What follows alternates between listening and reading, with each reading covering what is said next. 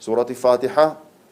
تفسيراوي توحيداوي بخينين خلقي فير بكين هذا بلاغ للناس ولينذروا به أو بلاغ جاندنك بوشي بو خلقي دفرموت خدي تبارك وتعالى بو حمد سينو توجد كومالة بو همي كسكي بو همي دنيا ناس دفرموت خدي تبارك وتعالى والله قرآن كاري جريك وصى بقوتها هي بردا أو البرداتين أو قرآن يعني هر كسك حق بويت حق إلا خدي تبارك وتعالى دي هداية بو ديني وبو قرآني هذا بلاغ للناس أو ديني عندنا بو خلقي بيام بو همي خلقي ولينذروا به هنجي بي بترسين بو قرآن بيروس خلقي بترسين لعذابه وبلا مزقينيش بديني ببهشتا